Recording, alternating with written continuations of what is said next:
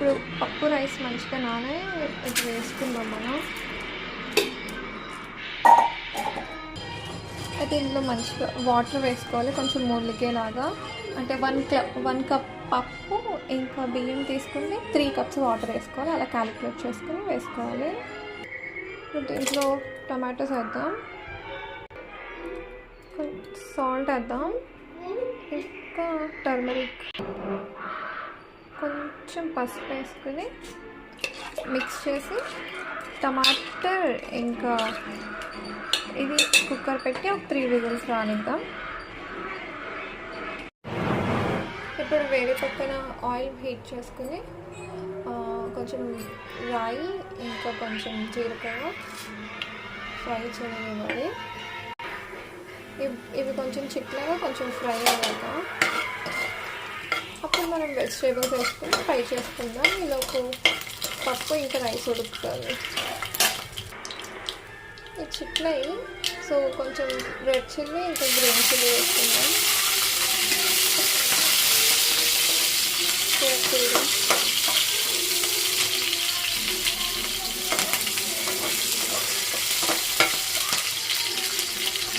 కొంచెం ఫ్రై అయ్యాక పొటాటోస్ ఇంకా క్యారెట్ మీకు నచ్చినవి వేసుకోవచ్చు. బీన్స్, మటర్ కూడా వేసుకోవచ్చు, చాలా బాగుంటుంది. నా దగ్గర ప్రస్తుతానికి లేదు. సో పొటాటోస్ ఇంకా క్యారెట్ వేస్తున్నాను.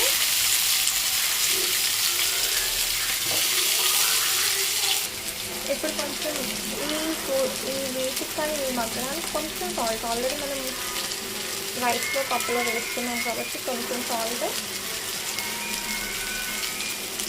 కొంచెం పసుపు వేసి కొంచెం ఫ్రై చేసుకుని లిడ్ పెట్టుకుంటే చక్కగా మగ్గిపోతాయి తొందరగా. వెజ్జెస్ చక్కగా మగ్గిపోయాయి. ఇప్పుడు కొంచెం గరం మసాలా వేసుకోవాలి. వేసుకున్న తర్వాత ఫ్రై చేసుకోవాలి. గరం మసాలా పేస్ట్ ఇది.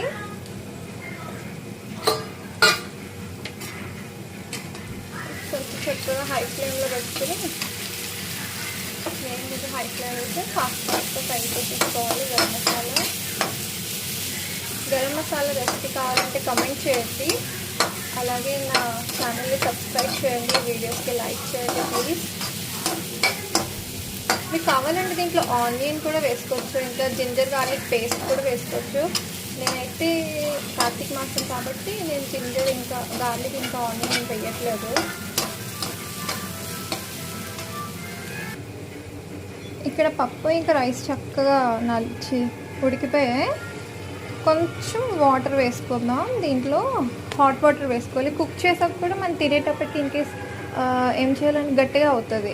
అప్పుడు కొంచెం హాట్ వాటర్ వేసుకుని ఒకసారి హీట్ చేసుకుని తింటే లూజ్గా బాగుంటుంది. ఈ కన్సిస్టెన్సీ తినేటప్పుడు బాగుంటుంది, కానీ ఇప్పుడు కుక్ చేసేసాక టైట్ అయిపోతుంది. అయితే మనం ఈ వెజిటేబుల్స్లో కొంచెం వాటర్ వేసుకుని కిచిడి దాంట్లో వేద్దాం. ఈ రైస్ పప్పుని దాంట్లో వేద్దాం.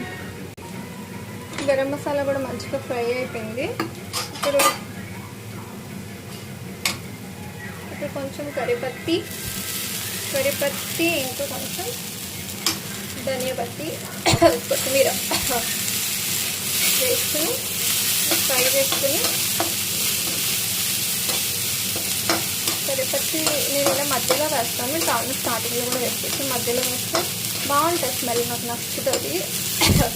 ఇప్పుడు దీంట్లో కొంచెం వాటర్ వేసుకుని ఆ వాటర్ కొంచెం వేడవనిద్దాం.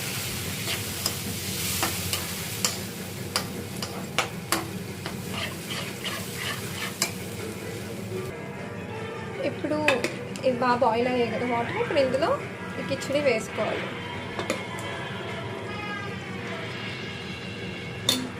ఇలా కిచిడి ఇలా వేసుకుని చక్కగా కలుపుకోవాలి. ఇలా మంచిగా కలుపుకోవాలి. కిచిడిని వేసుకుని కొంచెం మగ్గనివ్వాలి. నాది ఆల్రెడీ మగ్గింది, కొంచెం మగ్గనిస్తే ఆ తర్వాత కొంచెం కస్తూరి మేతి ఇలా క్రష్ చేసుకుని ఫ్రై చేసుకున్నాను నేను. కొంచెం అలా కొంచెం కస్తూరి మేతి వేసుకున్నాం, బాగుంటుంది స్మెల్.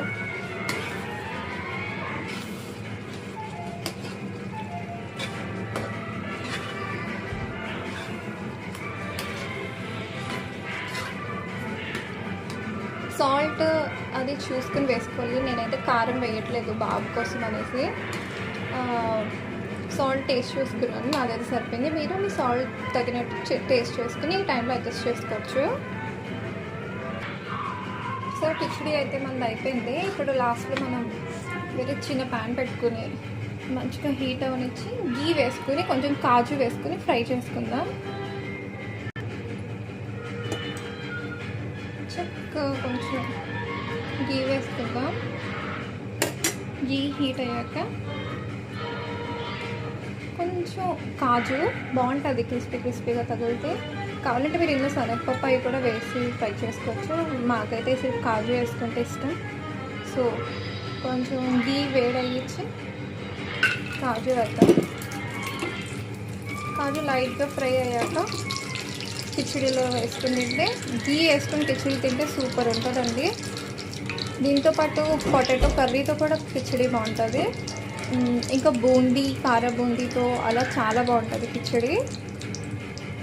ప్రస్తుతం అయితే నేను పొటాటో కర్రీ ఏం చేయలేదు కానీ జస్ట్ కార బూందీతో తింటాం మేము. చాలా బాగుంటుంది అలా టేస్ట్.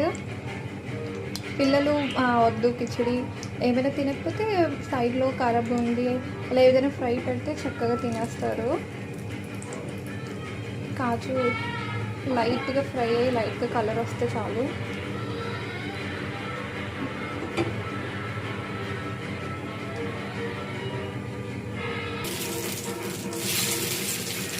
మాడిపోయిన కాజు కొంచెం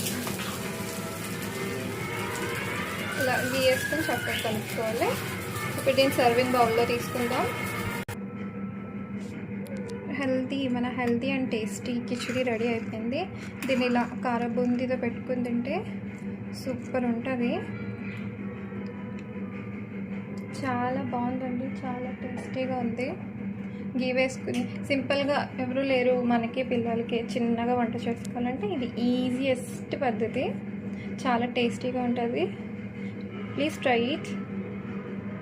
మీకు ఈ వీడియో నచ్చినట్టయితే, మీకు ఈ డిష్ నచ్చినట్లయితే please follow me in my kitchen.